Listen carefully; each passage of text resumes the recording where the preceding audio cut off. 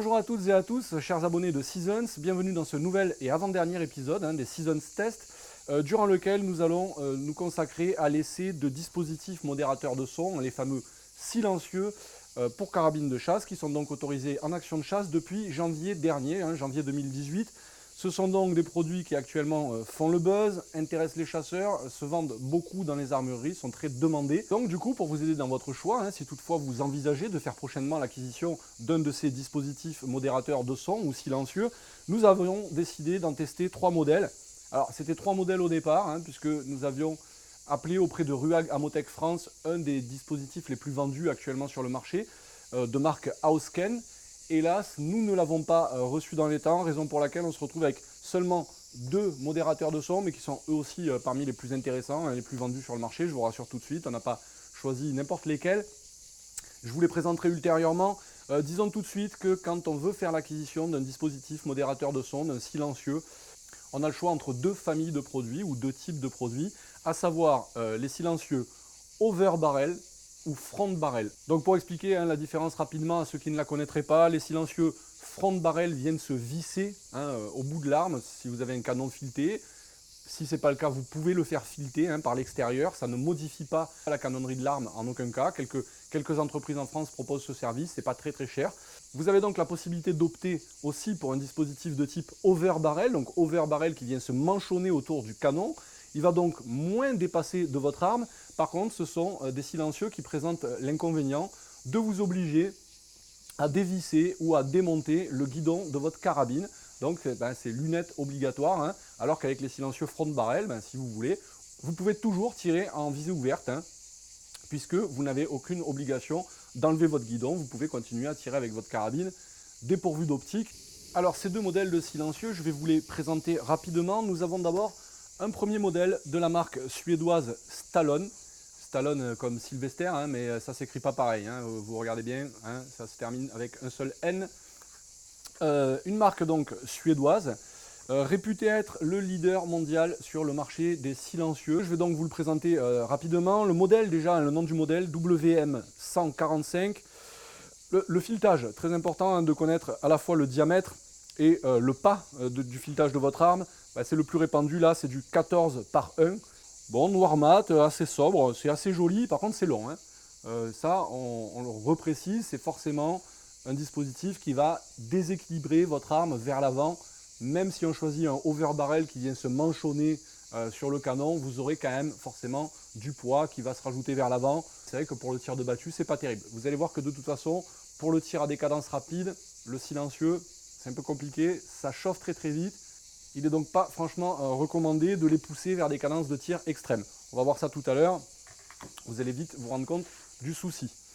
Deuxième modèle, vous le voyez, son nom est marqué. Donc la marque est danoise, Nielsen Sonic. Le modèle, plus facile à retenir, puisque ce n'est pas une référence chiffrée lettre, c'est carrément un vrai nom. Le Ghost 50, Ghost comme le fantôme en anglais, évidemment, puisqu'il est censé rendre nos détonations, on va dire, plus ou moins furtives. Alors vous allez voir, c'est pas tout à fait vrai. Les détonations, on les entend toujours. On n'est pas dans les tontons flingueurs, ça ne va pas faire un floup, c'est pas vrai. Donc ce qui va être surtout très intéressant avec ce silencieux Sonic Ghost 50, c'est qu'il est livré avec un jeu de 4 chicanes, des chicanes de couleurs différentes, vous voyez, je vous les montre là, qui permettent de l'adapter du calibre 222 au calibre 375 Holland & Holland.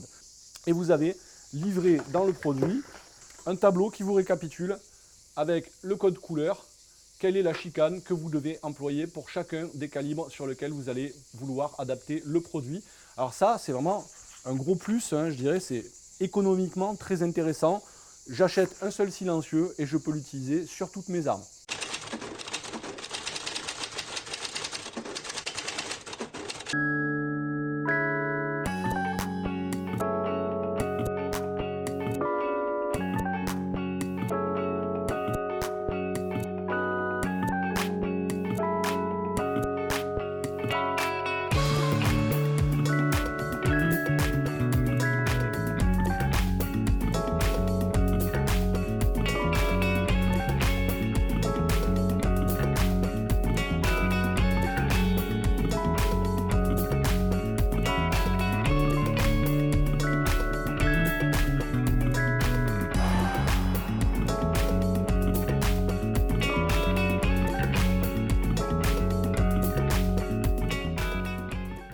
En ce qui concerne les conditions de ce test, toujours pareil, je vous les présente rapidement. Nous sommes aujourd'hui au stand de tir. On va commencer par le stand de tir. Nous irons ultérieurement à la chasse. Côté carabine, nous allons utiliser une Browning Maral compo, toute neuve, toute moderne, en 30-06. J'aime beaucoup cette Browning Maral, c'est vrai. Côté munitions, les RWS du fameux Performance Test Pack, c'est vraiment destiné au stand de tir pour faire les réglages à différentes distances avec différents grammages de balles. Alors je précise que nous n'allons pas utiliser dans ce test de munitions subsoniques qui sont censées être les munitions adaptées au tir avec des silencieux. Alors c'est un choix délibéré, on a fait une petite enquête très rapide et on s'est aperçu que les munitions subsoniques, dans certains cas, quand elles sont trop lentes, peuvent être carrément illégales à la chasse. Pour savoir exactement, précisément et avec beaucoup d'objectivité quel est le bruit émis par ces silencieux et quelle est l'atténuation par rapport à l'usage de la même arme sans le silencieux, nous sommes équipés d'un sonomètre professionnel qui nous a été gracieusement prêté par nos amis de l'entreprise Interson ProTac, qui sont des grands experts, des grands spécialistes de la protection auditive, puisqu'ils fabriquent de la protection auditive sur mesure. Donc ils nous ont prêté leur instrument, merci encore à eux. Je crois que je vous ai tout expliqué, les conditions du test, les munitions, la carabine, le sonomètre. On est bon? Allez, on va toutefois vérifier que l'apport de ces silencieux au bout du canon de l'arme ne modifie pas sa précision, ne modifie en rien le réglage de la lunette. Ça va pas être facile parce qu'effectivement, j'ai pas de support de tir.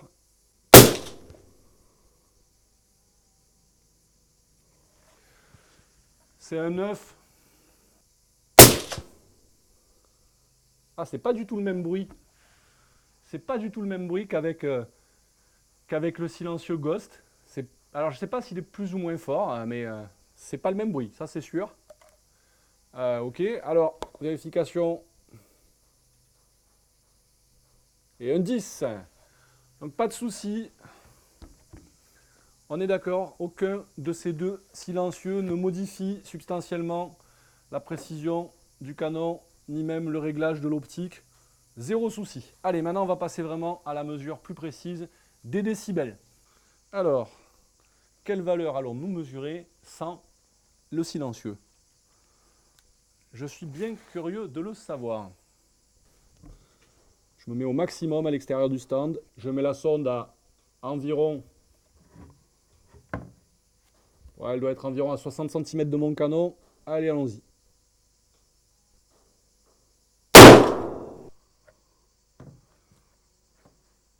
Donc, ma carabine, donc la Maral, produit un son à la détonation de 118 décibels. Numéro 1. Le silencieux Ghost.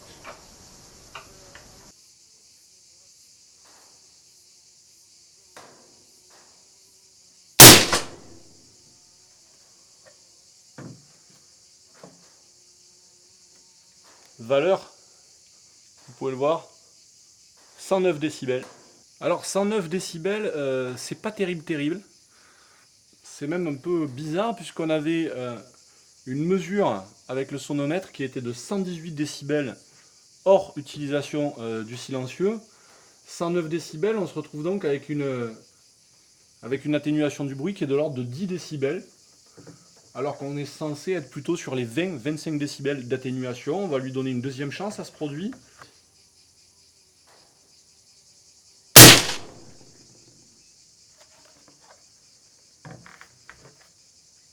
De mieux en mieux.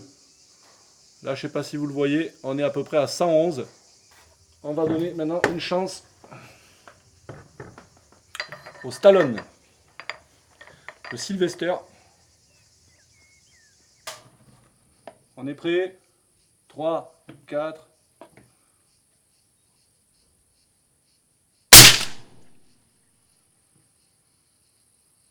Voilà, là, j'ai une mesure à 101 décibels.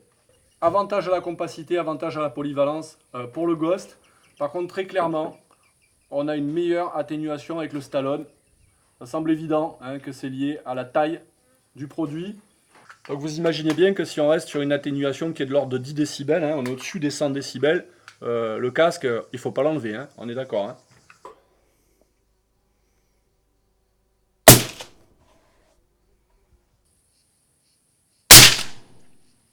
à la même distance.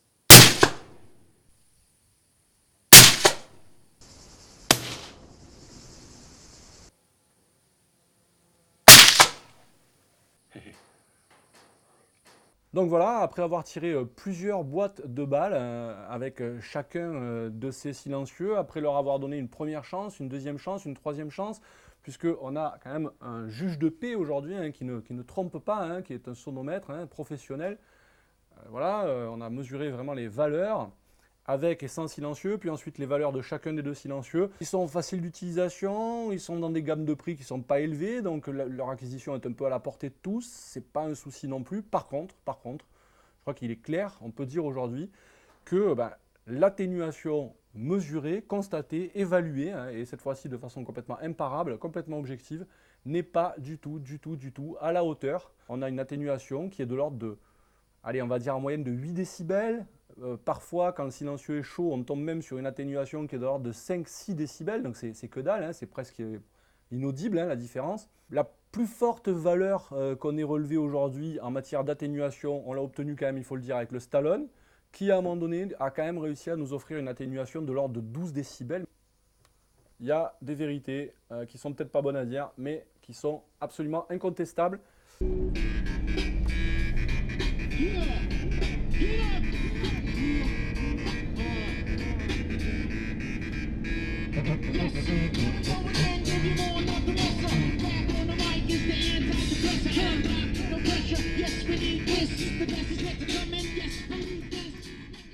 Donc on va chasser à moins de 200 mètres de cet hébergement et de ces touristes. On les a prévenus qu'on allait chasser. Et on va leur demander en rentrant ce soir s'ils ont entendu les détonations, puisqu'il y a une très forte chance qu'il y ait une détonation, qu'il y ait une occasion de tir. Vous le découvrez avec moi. Bon, mâle, vous le savez à peu près, que ça serait un mâle, poil gris, poil d'été. Quand on se pose la question de savoir s'il est silencieux pour des raisons balistiques quelconques, amoindrissent l'efficacité de nos munitions, c'est faux. Là en l'occurrence, pas de souci, il n'a pas bougé. On ne peut pas se contenter des tests au stand, rien ne remplace la chasse pour tester un produit de chasse, parce que là, vous voyez, j'ai tiré donc à moins de 150 mètres de l'hébergement dont je vous parlais tout à l'heure. Ils étaient sur leur terrasse, en train de boire l'apéro, soirée barbecue, grillade, guinguette quoi.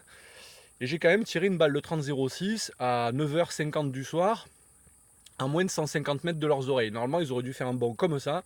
Ils n'ont rien entendu. On a du mal à quantifier vraiment, autrement qu'avec des décibels, l'atténuation du bruit des silencieux. Mais si en fait, il n'y a pas une réduction très importante en nombre de décibels, je crois qu'il y a une transformation, il y a une mutation véritablement du bruit émis par une arme de chasse. Quand on met un silencieux au bout, ça fait de toute évidence un bruit plus sourd, moins détonnant, moins résonnant, ça produit beaucoup moins d'écho, et donc c'est un bruit qui est quand même qui est transformé, qui de toute évidence se propage quand même moins loin, qui est moins perceptible par les tiers et qui est surtout moins identifiable. Ça ressemble beaucoup moins au bruit d'une carabine. Allez, maintenant reste le plus sympathique à faire, bien évidemment. Il me faut ramener ce sanglier à la maison, le suspendre, le racler, le découper, le portionner, mettre sous vide, congeler. À la semaine prochaine pour un nouvel et dernier épisode de la saison 1 des Seasons Test. A bientôt.